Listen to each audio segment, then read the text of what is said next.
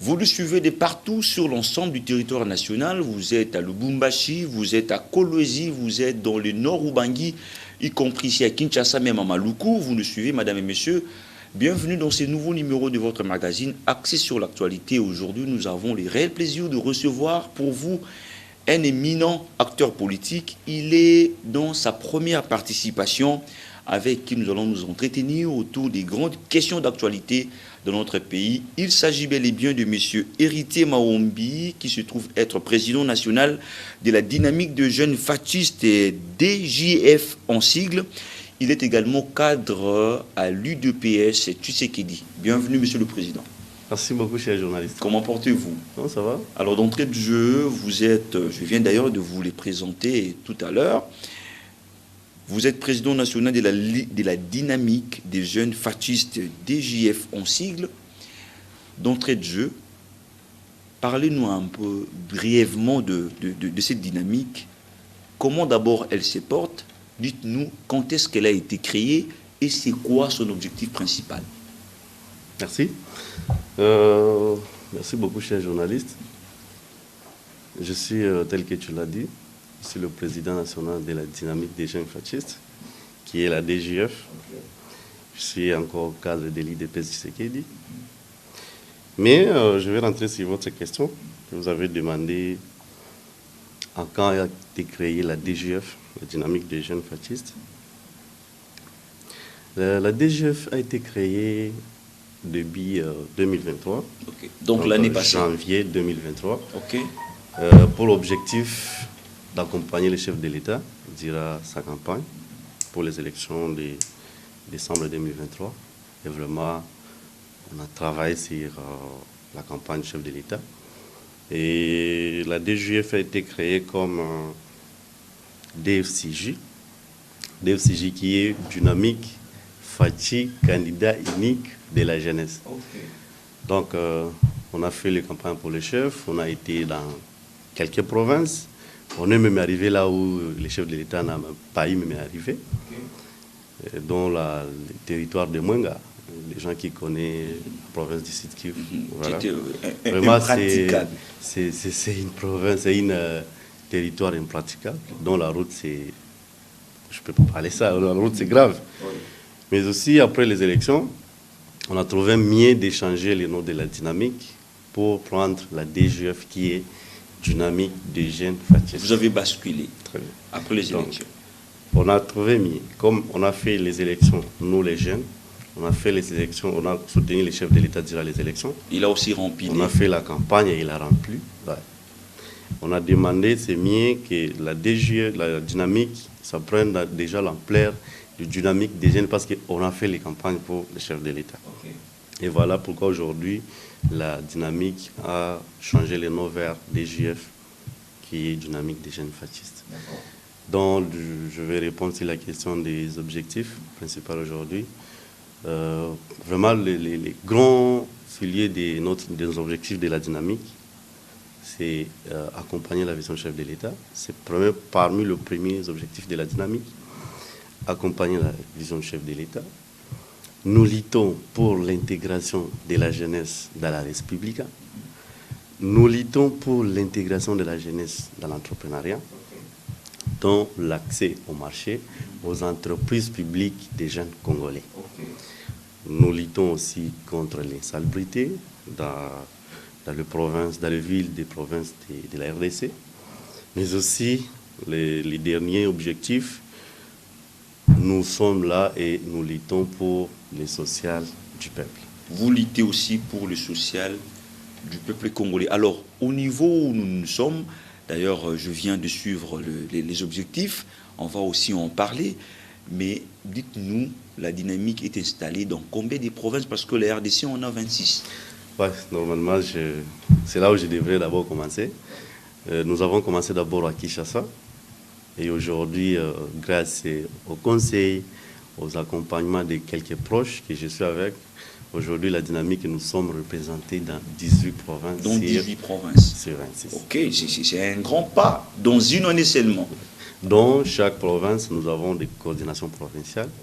Comme ici à Kinshasa, nous avons une coordination provinciale. et d'autres provinces comme Équateur, Kalemi qui est Tanganyika. On vous suit, hein? À l'Équateur, on nous suit. Équateur aussi. À Kalemi, voilà. Kalemi, j'ai cité. Ok. J'ai dit, il y a Bazuele. Bazuele, c'est Bouta. Nous avons Isiro qui est Otuele. Et Kisangani qui est la Chopo. Donc, vraiment, je ne peux pas citer tout, mais nous sommes déjà dans 18 provinces. En tout cas, mais, Président, héritier, une question de curiosité. Vous êtes jeune, vous soutenez la vision du chef de l'État. Une grande association comme celle-ci, vous avez l'honneur de la diriger, installée dans plus de 15 provinces, seulement en une année, mais qui est derrière vous? Voilà. Je pourrais dire, parce que vous soutenez le chef de l'État, c'est lui votre parrain, c'est lui votre financier. Comment faites-vous financièrement pour entretenir toutes ces coordinations provinciales, comme vous venez de le dire tout à l'heure? Bon, je veux dire, la dynamique, c'est derrière la vision et la volonté du chef de l'État. Et nous, en tant que jeunes, on a décidé vraiment de contribuer vers l'accompagnement du chef de l'État, donc soutenir la vision du chef de l'État, mais aussi être derrière le chef de l'État. C'est à ce moment-là que nous avons réuni nos amis qui sont dans les comités de l'exécutif national, mais aussi d'autres qui sont dans les comités de coordination provinciale, justement pour soutenir la vision de la dynamique, moyennant nos cotisations. Vos cotisations, on travaille directement, nos budgets, c'est à travers nos cotisations mensuelles. Pour soutenir les chefs de l'État. De membres de la dynamique. Alors que d'autres... Non, je vais dire la jeunesse congolaise, c'est pourquoi ils sont en train de demander l'accès au marché pour les entreprises comme entrepreneuriat. Donc comme entrepreneurs congolais. C'est tout à fait les contreurs des autres qui ont été casés par le chef de l'État, qui détournent même, mais ne font rien. Mais vous soutenez la vision du chef de l'État sans être propulsé quelque part. Et vous ne recevez même pas les financements du chef de l'État en question. Coup de chapeau à vous. Alors, à l'étranger, vous y êtes aussi? Oui, à l'étranger, d'ailleurs, j'avais oublié de signaler ça. À l'étranger, nous sommes déjà dans des pays, dont l'Afrique du Sud. J'étais là présent moi-même. Et les cordons d'ailleurs de l'Afrique du Sud, il est ici avec moi. Dernièrement, nous étions avec lui dans les réunions de la comité provinciale de Kinshasa, qui est la coordination provinciale d'ici. Mais nous avons aussi notre coordination aussi dans le pays, dans le Burundi. Burundi qui est Bujumbura. Bujumbura. Donc nous sommes dans des pays dont l'Afrique du Sud et Burundi. À Bujumbura. Très bien. Coup de chapeau à vous. Je pense que nous aurons beaucoup de temps pour parler de cette grande association qui soutient bien sûr le chef de l'État. Alors, je vous ai aussi présenté ici comme un cadre de l'UDPS Tshisekedi. C'est vrai? Alors, vous êtes à l'UDPS, précisément dans quel camp? Parce qu'aujourd'hui, nous avons deux camps. Permettez-moi de les dire, ce n'est pas un secret de polichinelle. Nous avons les camps du président AI, Augustin Kabouya. Nous avons aussi les camps du secrétaire général à l'intérim, Deo Bouzi Boubalola. Vous appartenez à quel camp? Merci beaucoup, cher journaliste. J'évite ici de parler des gens. Moi, je veux parler de la vision de l'IDPS, mais aussi je veux parler de la force de l'IDPS. La force de l'IDPS, c'est la base. Donc, vous comprenez directement que je suis là où il y a la base. Là où il y a la base, c'est où là où je suis. Et là où il y a la base, c'est, je pense, vous avez déjà les idées, vous avez des informations qui se passent. Mais Kabouya dit avoir la base, Deo Bouzi vous dit avoir la base. Vous êtes précisément... Mais si Kabouya il a la base et il recourit derrière la police, mais comment il a la base? Il appelle cette base-là. Vous êtes avec Deo Bouzi. Oui, nous sommes avec... Aujourd'hui, c'est lui qu'on peut dire que le chef de l'administration du parti, c'est Deo Bouzi Balola. C'est lui le numéro 1 du parti aujourd'hui. Donc, d'autres gens qui s'embêtent et qui disent que non, nous sommes derrière Kabouya. Bon, à l'IDP, c'est ça, c'est la démocratie, mais moi, je suis là où il y a la légalité Et là où il y a la décision de la base, c'est Deo Buzibou. Alors, puisque vous parlez de Deo Buzibou, vous êtes avec lui, il a lancé déjà un safari le week-end dernier. Il était chez moi, je suis de Tchangou, il était au terrain Bouddha. J'étais là aussi, j'ai vu l'événement. Comment ça se passe et c'est quoi la prochaine étape? Bon, heureusement, je pense que vous étiez là à Tchangou. Oui, c'est chez moi. Si je peux définir le safari du CGDO, je pense qu'il a pris la décision avec les membres de son exécutif, qui sont des nationales, que chaque samedi de la semaine, il pourra être dans l'une des fédérations de Kinshasa. Okay. Donc nous avons commencé à Tchangou. Tu as vu comment nous avons été accueillis véritablement comme fils maison du parti. Où on lui a remis les symboles, je dirais, traditionnellement, le pouvoir. Justement. Oui. Et ceci, le samedi de demain, on sera dans une fédération aussi de Kinshasa et pourquoi pas au siège du parti. Okay. Donc, si je vois bien même dans les réseaux, dans les groupes, je trouve la base qui demande les 12 au siège du parti. Pour moi, je pense que demain aussi, on peut être au siège du parti parce que c'est parmi les fédérations de la ville-province de Kinshasa, okay, dont Mouamba, Tchangou, Funa et Lukunga. Donc, si on soit là-bas demain, c'est parmi aussi des fédérations de la ville-province de Kinshasa. D'accord. Alors, dans ces différentes descentes-là, c'est quoi les discours du CG à l'intérim de Buzibou Balola? Qu'est-ce qu'il a comme discours? Bon, je pense les discours du CG, vous êtes journaliste, à tout moment vous passiez des interviews avec lui. Mais lui, il nous appelle justement à l'amour entre nous-mêmes, membres du parti. C'est ce que je retiens et c'est ce que je connais. Il insiste beaucoup sur l'amour en tant que membre du parti. C'est ce qu'il est en train de véhiculer partout. Ouais. Mais on les traite d'avoir tenu du discours séparatiste. Bon, vous savez bien que beaucoup de gens ont leur position ici, hein, et aussi dans l'IDPS. Donc chacun peut définir dans sa manière. Mais ce que je te dis, il nous a demandé que tout le membre de l'IDPS, vous devez vous aimer entre vous. Donc voilà comment il nous amène. Au-delà de vos différends. Il nous amène derrière l'amour pour qu'on s'aime entre nous-mêmes. Et là, on pourra répondre aux urgences du parti. Pourquoi le CGDO, CG bien sûr à l'intérim, a préféré commencer son safari seulement ici à Kinshasa? Ouais. Bon, en fait, le CGDO, il a commencé à Kinshasa. Quand on parle de l'IDPS, c'est un parti national. Et comme c'est un parti national, le siège national, c'est ici à Kinshasa. Donc, moi, je pense qu'avant qu'il commence des provinces, il doit se rassurer. Est-ce qu'il a fini les temps déliés avec les temps déliés de la ville-province de Kinshasa, dont visiter toutes les fédérations présentes dans la ville-province de Kinshasa, dont les 4 fédérations, dont je cite la fédération de Mouamba, Funa, Lukunga et Tchangou, là où nous étions dernièrement. D'accord. Alors, après Kinshasa, quelle sera la première province où le CGA y sera reçu? Après Kinshasa, vraiment la réponse, c'est très difficile de répondre parce que je ne suis pas son communicateur. Et je ne suis pas allé charger des communications ou les protocoles. Je préfère bien que les protocoles pourra plus s'éclaircir sur la question. Mais je connais qu'en janvier, tous les membres de l'IDPS auront des cartes de membres. Donc, tous les membres de l'IDPS en janvier 2025 auront le membre de l'IDPS qui a une échéance d'une année. Ils auront leur carte de membre. Pourquoi au mois de janvier? Au mois de janvier, parce qu'avec les tests, si tu vérifies bien les tests du parti, les cartes des membres et a une échéance d'une année renouvelable. C'est pourquoi on les délivre en janvier, qui sera expiré en décembre 2025.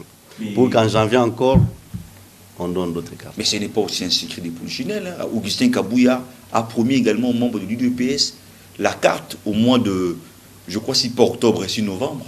Bon, je ne sais pas, il va donner la carte sur quel test du parti qui leur permet de donner les cartes dans le mois d'octobre. Parce que normalement, les statistiques stipulent que les cartes doivent prendre une échéance d'une année. Donc, s'ils donnent en décembre, en octobre, donc les cartes vont faire seulement 2 mois. Tandis que le CGDO Bizibou lui donne les cartes en janvier 2025 pour expirer à décembre 2025. On va justement clore ces chapitres de l'UDPS parce qu'on ne va pas s'éterniser autour de ça, mais il y a justement 2 petites questions de curiosité. Aujourd'hui, vous êtes de l'UDPS, c'est votre parti. Quelle impression les Congolais peuvent avoir de l'UDPS? Un parti politique ordonné, un parti politique désordonné ou un parti politique de la honte au regard de tout ce qui se passe? C'est vraiment une question de curiosité. Oui, cher journaliste, avant que je réponde à votre question, je profite de l'occasion d'appeler à tous les membres de l'IDPS, tous les combattants présents ici à Kinshasa, de se présenter demain et samedi, le 12, pour accompagner notre secrétaire général qui est Déo Bizibou, parti. Mais je reviens sur votre question qui demande pourquoi le parti est-ce que... Le parti au pouvoir. Ouais. Moi, ce que je peux vous répondre est qu'à l'IDPS, c'est trop différent d'autres partis politiques. Donc, la réponse que j'allais vous donner, à l'IDPS, nous prenons la démocratie. C'est différent que d'autres partis politiques. Vous prônez la démocratie. Ouais.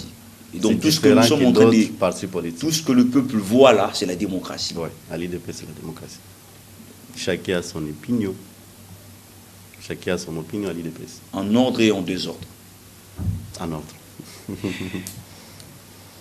La dernière question, le CG à l'intérim Déo Bizibou aura combien de temps à la tête de l'administration de l'UDPS? Ouais, tel que je vis les tests de la CDP. Vous vous référez toujours au texte? Non, oui, normalement, parce que l'IDPS, c'est les tests. Même moi aussi, la dynamique, c'est des tests. Okay. Ouais. Donc, je vis, on l'a donné la durée de 6 mois. Je ne sais pas si ça sera renouvelable ou non, mais c'est lui qui va voir si, pas lui, c'est la CDP qui va voir si on va renouveler ou on verra vers les élections ou soit les congrès. C'est déjà comptabilisé tous ces temps? Bon, selon moi, je pense non. Pourquoi? Parce qu'on doit commencer à compter quand il va faire remise-reprise.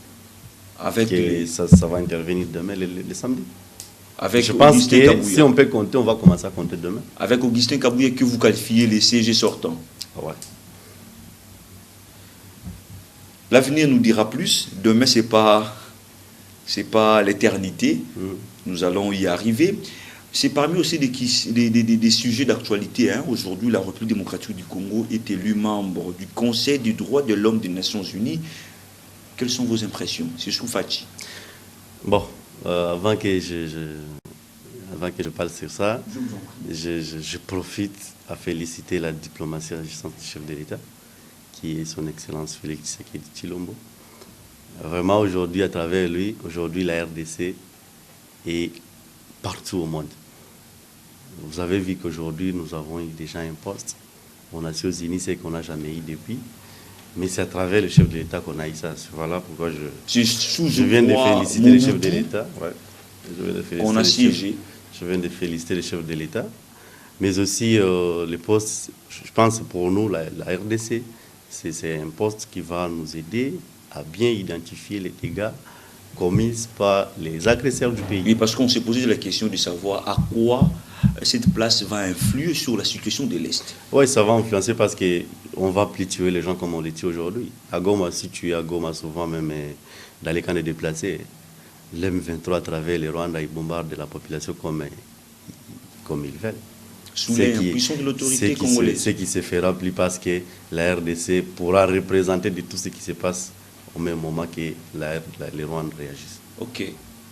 Mais du côté de l'opposition, bien avant, ils n'étaient pas d'accord avec cette élection de la RDC, disant que la RDC n'est pas du tout exemplaire sur ces chapitres. Comment réagissez-vous? Je pense que vous êtes journaliste. Vous avez l'information même plus que moi qu'aujourd'hui à la RDC, dans notre pays, nous vivons que la démocratie. Mais on arrête les gens, on tue aussi. Bon, je connais que vous avez l'idée, surtout vous le journaliste. Ce n'est pas ce qui s'est passé avant ce qui se passe. Et vous pouvez prendre des exemples d'autres pays pour que vous ayez un peu la différence. Aujourd'hui, nous avons aussi des prisonniers politiques, les Kabound et les autres. Vous pouvez prendre les Rwandais d'exemple. Les Rwandais là-bas, on ne parle pas. Ici, au moins qu'on parle. Les Rwandais, on ne parle pas. Donc ici, les opposants Donc ont tort. ici, je veux dire, ici, c'est à travers le président Félix Tshisekedi qu'aujourd'hui les gens commencent à parler. Donc, il y a la démocratie totale. Donc les opposants ont tort en disant cela, que la RDC ne méritait pas ces postes. Ça fait jaillir beaucoup d'encre salive dans la toile parce que nous analysons l'actualité dans notre pays, dans toutes ses facettes. C'est également l'un des sujets qui jaillit beaucoup d'encre salive dans la toile, c'est les procès de Charles Aonana. En France, un Camerounais qui défend le peuple congolais, qui est contre l'agression congolaise par le Rwanda. Et voilà, les associations françaises l'ont accusé. Et le procès a bel et bien commencé. Comment vous jugez ces procès? Parce que la France a 2 dossiers présentement avec la RDC, nous allons y arriver. Mais déjà, les procès de Charles Aonana, certains pensent qu'on veut nous museler, de ne pas dénoncer.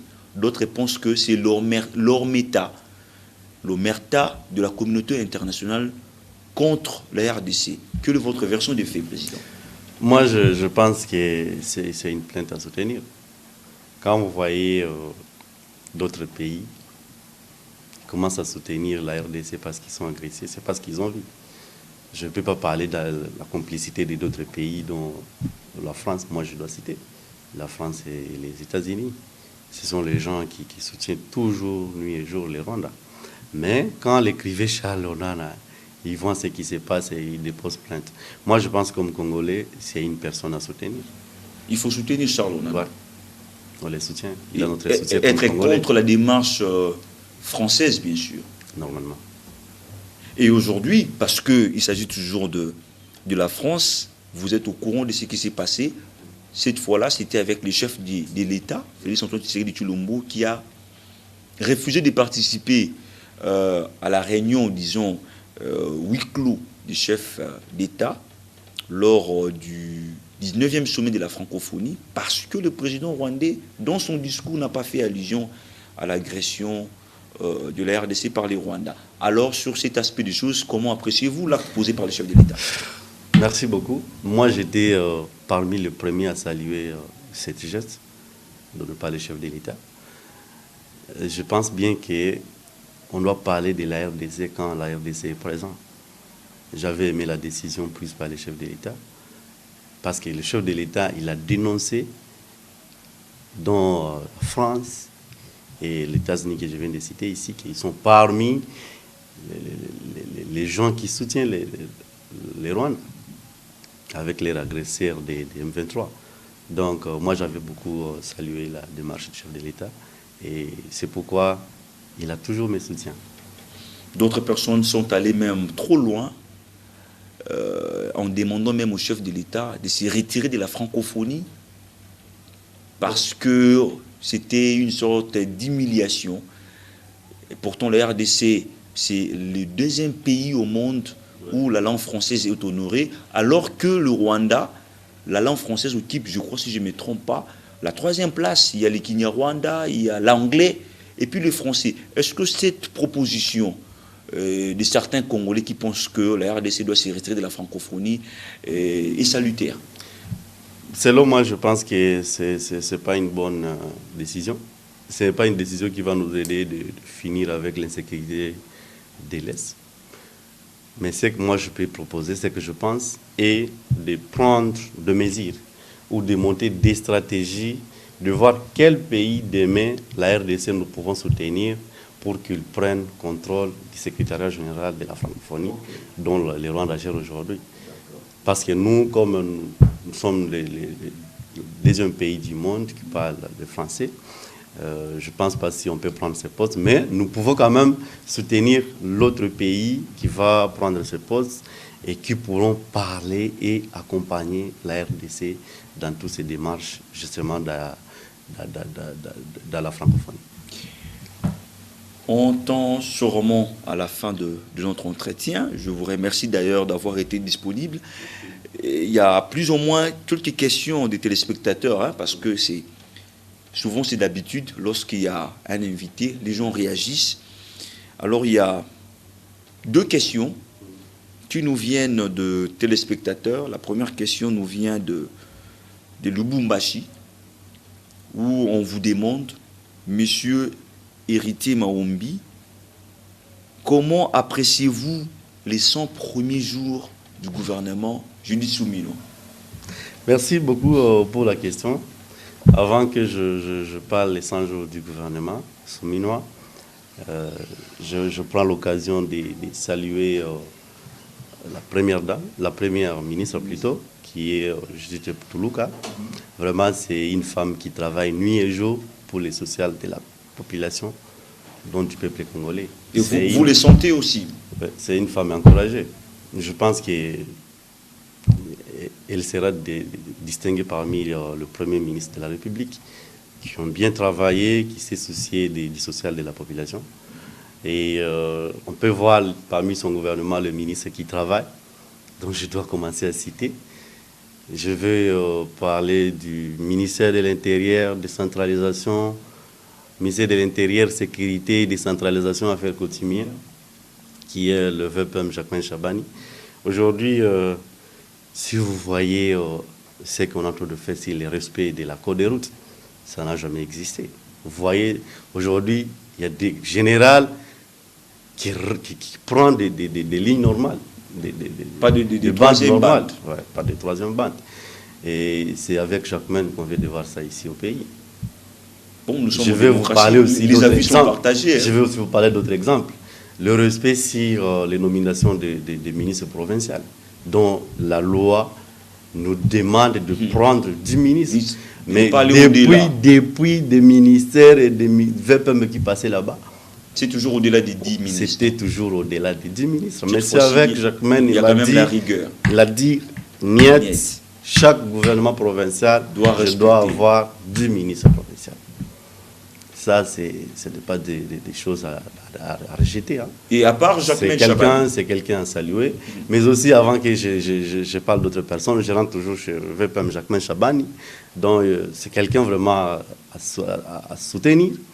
Vous voyez avec la réforme de la police nationale congolaise. Vérifiez bien les autres VPM qui passaient au ministère de l'Intérieur. Donc, mais l'insécurité bat toujours son plein. Il est en train de travailler. Il est en train de travailler. Vous voyez même aujourd'hui dans la ville province de Kinshasa, avec des ministres de l'Intérieur qui ont précédé. Ils ont laissé des sociétés. Il faut vérifier des sociétés qu'on nous a laissées dans la ville province de Kinshasa. Mais aujourd'hui, avec Jacquemin Chabani, on commence à nous donner des maisons préfabriquées pour la police, qui est les sociétés. Oui, des jeeps aussi, j'ai vu l'inspecteur général. Vous avez vu les jeeps. À l'inspection, oui. C'est quelqu'un vraiment qui travaille pour l'intérêt général de la population. À part Jacquemin Chabani. Je quitte Jacquemin Chabani, je cite aussi le ministre des Finances, qui est Doudou. C'est une personne à accompagner aussi. Je vois le ministre des Affaires foncières, Madame Akassia. C'est une ministre à accompagner. Vous plébiscitez quel est le ministre membre de l'UDPS? Non, c'est le membre de l'UDPS. Je vais parler aussi d'autres ministères. Nous voyons aussi le ministère des hydrocarbures. Ce n'est pas pour l'UDPS. Molendo, Excellence Molendo, il travaille. Nous voyons le ministre de l'économie. C'est la personne vraiment à saluer, le VPM, Mukoko. Aujourd'hui, nous sommes en train de voir qu'il y a déjà une réduction du carburant dans la ville province de Kinshasa. Seulement pour ça, je salue. Et Bemba aussi, je salue parce que je connais que demain, Bemba, il va aussi réglementer sur le respect des transports de la ville province. Mais aussi le volet de communication. C'est ça, il n'est pas seulement question de réglementer, mais les routes aussi que nous déplorons tous ici. C'est ce que j'ai dit.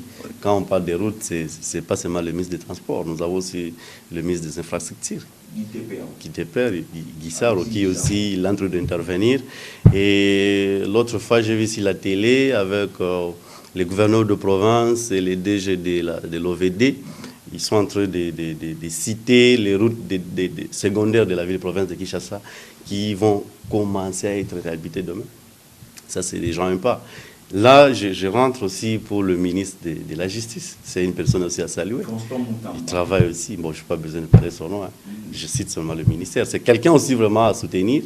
Et il travaille bien pour l'intérêt. Il travaille aussi bien pour l'intérêt général.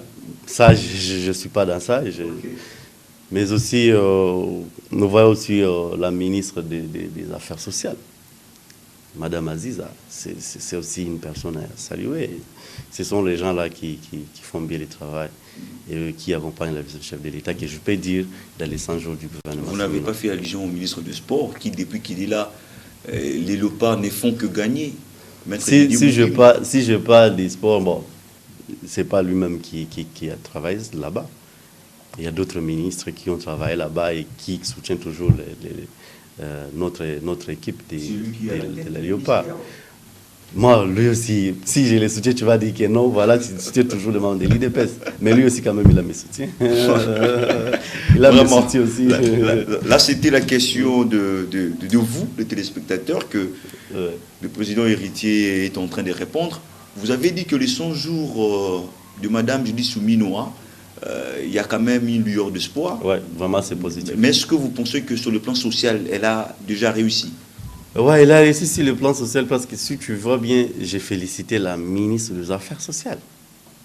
Si tu vois avec des drames qui se passent à l'est du pays, elle est toujours là, derrière la population. Elle se soucie nuit et jour pour sa population. Et c'est pourquoi je la félicite. Le dernier sujet que nous allons aborder, c'est la révision de la Constitution. Ça fait jaillir beaucoup d'encre et salive dans la toile. On a failli même l'oublier. Bien que nous sommes à la fin de cette émission, on en parle quand même. Pourquoi vous voulez modifier la Constitution, vous l'UDPS? Parce que c'est vous qui gérez aujourd'hui le pays. Chers journalistes, je pense que ce débat ici, ce n'est pas pour l'UDPS. Les débats des changements de Constitution, l'UDPS n'est pas dans ça. L'UDPS, maintenant, là, il se soucie pour les sociales de la population. Donc, les gens, quand tu trouves quelqu'un de l'IDPS qui parle de la révision de la Constitution, sache bien qu'il ne maîtrise pas l'IDPS et il n'est pas membre de l'IDPS. Mais il se cherche plutôt. OK. Donc, parce que nous, c'est ce qui avantage maintenant, et les gens qui accompagnent la vision du chef de l'État, et que nous vérifions est-ce que les sociales de la population ont atteint leur cible. OK. On n'en est pas là. La révision de la Constitution. La personne que tu verras sur le média parle sur la question de la Constitution, sache bien qu'elle n'est pas de l'IDPS, mais plutôt il se cherche. Et comment on peut la considérer?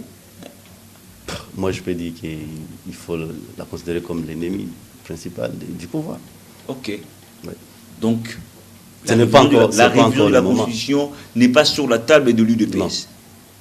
Merci beaucoup. On arrive justement à la fin de cette émission. Vous avez compris, les débats sur la révision de la Constitution n'est pas du tout l'UDPS. Celui que nous venons de recevoir, c'est un cadre de l'UDPS. On arrive sûrement à la fin de cette émission. Je dois rappeler, nous avions reçu pour vous M. Héritier Maombi, président national de la dynamique de jeunes fascistes DJF en sigle, mais également cadre à l'UDPS. Le tout dernier message pour cette émission, c'est lequel? Le dernier message que je peux dire, je peux demander au peuple congolais, cher peuple congolais, vous avez élu le président de la République, qui est son Excellence Félix Antoine Tshisekedi Tshilombo. Et je pense que nous pouvons prendre patience. Tout avec le temps, il est en train de répondre sur les sociales de la population. Merci beaucoup, M. Héritier Maombi. Merci d'avoir répondu à notre invitation. Merci beaucoup. Et à vous, chers téléspectateurs, merci de nous avoir suivis. D'ici là, portez-vous bien et à bientôt.